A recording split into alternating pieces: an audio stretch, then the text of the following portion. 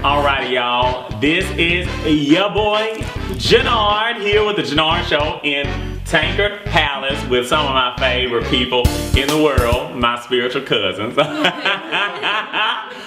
Tankards, and from the awesome show on Bravo, Thicker Than Water, I have got Miss Sharon, Janard, and my boy Benji. How y'all doing? I'm doing good, yourself? How are Good.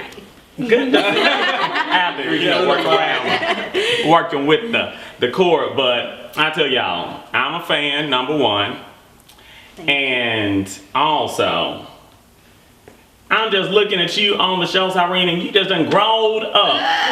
See, that's how you know you done know somebody in a while, because they done growed up. You see what I'm saying? So, tell me, Mr. Benji, starting with the show Thicker Than Water, how did you decide to be a part of the show? Well, I decided to be a Tankard. My parents had me. Decided to stay in the house. Okay. Decided to grow up and decided to let cameras record me. So I guess just living my life, you know, working hard. Okay, was it a tough decision?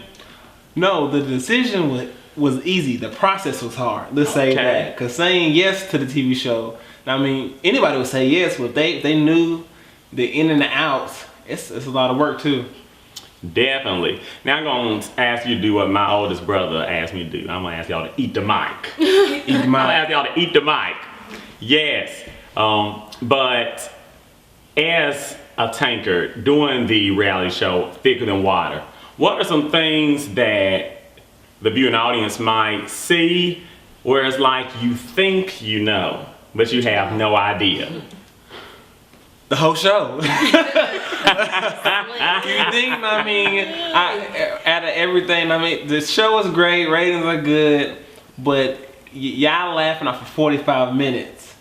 And you know, if you just understood how much time was put into that 45 minutes, yeah, it can't explain how much, you know, you're really missing. Like, you really need to live with us to understand this. Like, it would need to be a trilogy, Fast and the Furious, the Thicker Than Water 1, 2, 3, 4, to 7, but ain't nobody gonna die. But yeah, man.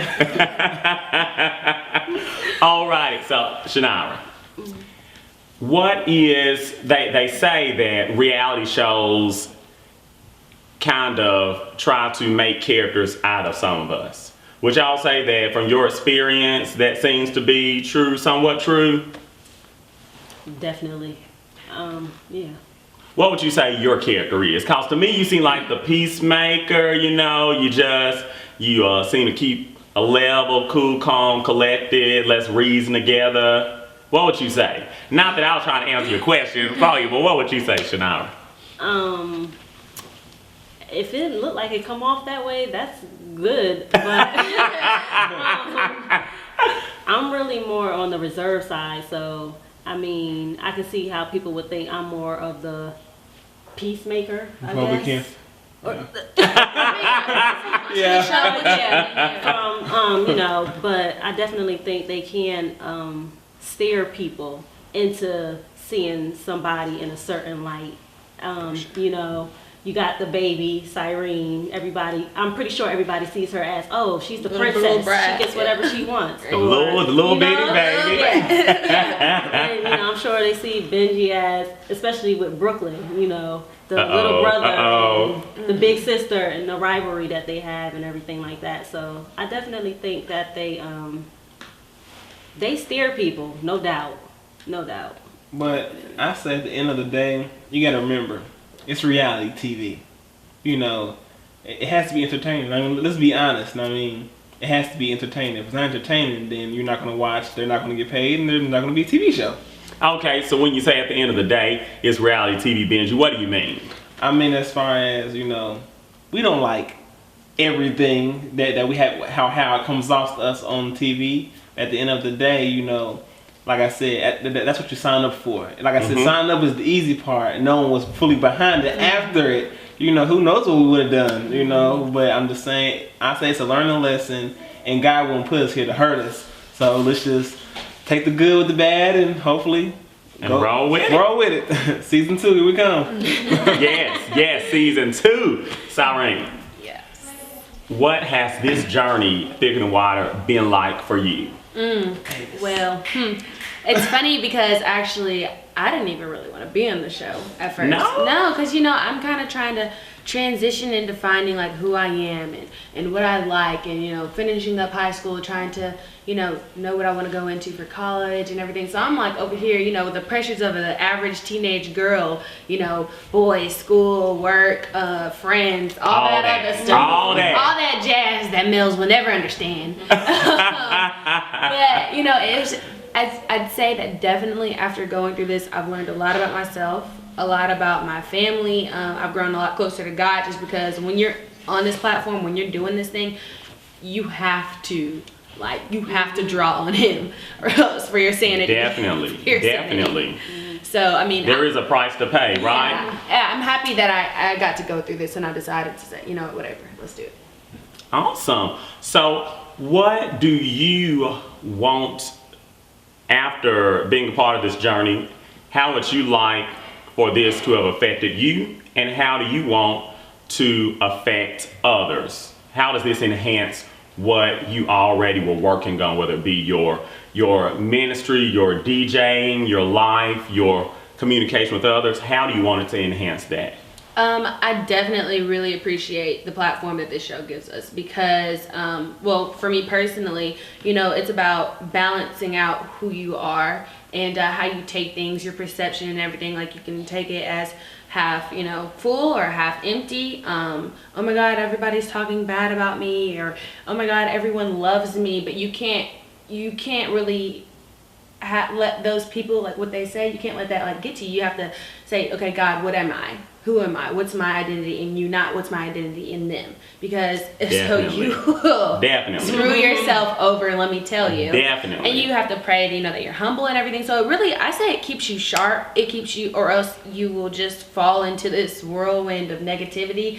Either way, if you take it from the crowd or if you take it from just people, you have to have Him as your source. And then for other people, I know what I want to do for the world. I want to put a positive impact out there for girls. You can wait, for till marriage for sex, and even if you already have, you can do it. You can be reborn.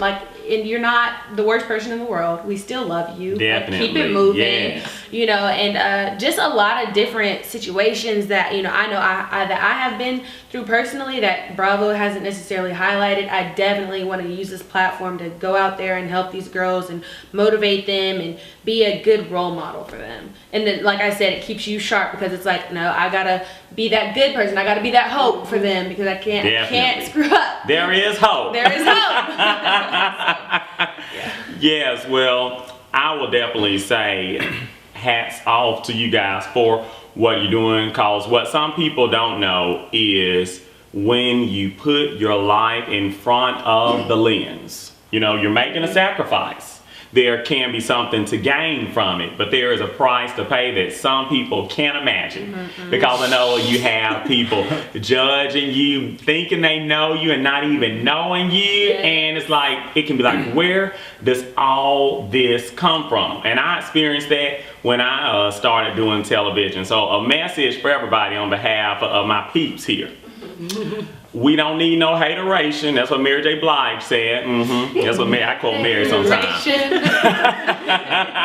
And we want congratulation, motivation, so we get through our trials and tribulations. Okay.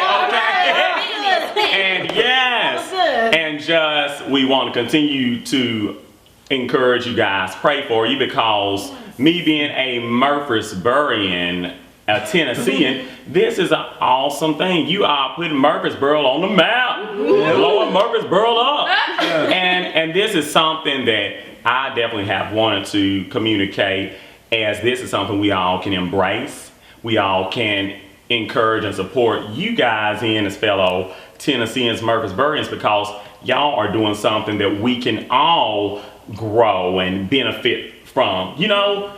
You're not just doing it for yourselves. You're doing it for all of us. So when I see you, and many people see you guys on there, they'll see their selves in whether it's a fellow DJ, maybe it's a fellow young lady in high school that has these temptations, has the family, the standard, what she's been taught to uphold, somebody that is wanting to have peace and speak and be a voice of reason. That's the good thing about this very eclectic and diverse family. You got different people in the family that individuals can relate with. And so I definitely love thicker than water. Thank you. Blood is thicker than water, Yes. okay? Yes. And the blood of Jesus flowing through the Tankard clan is thicker than. Hey, y'all, I didn't come to preach in Tankard Palace tonight, but I just might because I'm feeling all right. We spitting them bars. Yes. So, is there a way that people that want to follow what's going on with Benji, with Shanira, you know, with Cyrene, can stay in touch with you on the Facebook, the Twitter? All of that good stuff. All of that. Instagram, everything. Mine is DJ Richie Rich 10, and that's for Twitter and Instagram. Are we on each other's Twitter and Instagram? We're on each other's Twitter and Instagram. See, my home skiznae, okay? My little scrappy boys. Mine is underscore Shanira Tankard for Twitter, and then Shanira Lee for Instagram, and just Shanira Tankard for Facebook. We accept friend requests, okay? Awesome. For mine, it's Cyrene Levette for both Twitter, Instagram, and then on Twitter, the link to my blog will be on there, and then my site will be up soon. It'll be SyreneLevette.com. And look out for Cyrene Levette lacquers coming out, you know. Okay. They're polished. So, Yes. Y'all get a good shot of that bling, that blinkish, that Hold the look. mic. Yeah. Turn it around. Excuse me. Yeah. That is awesome. Congratulations. Thank you. And the Tankards are a family of entrepreneurs, Yes. you know. Money, And money, bags. so yes, that is awesome. Because you are blessed to be a giving, you know, not blessed to make simply a living, but you guys give.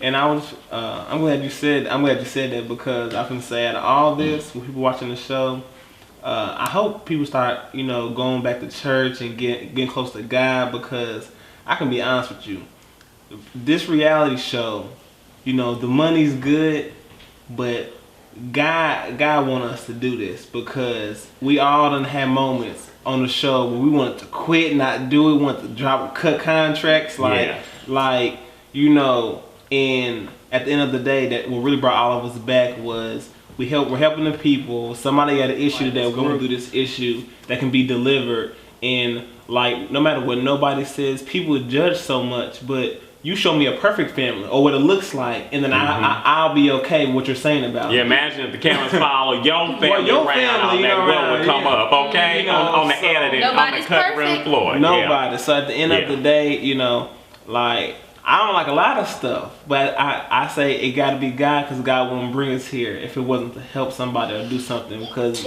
it wasn't the money. It had to be God. Definitely.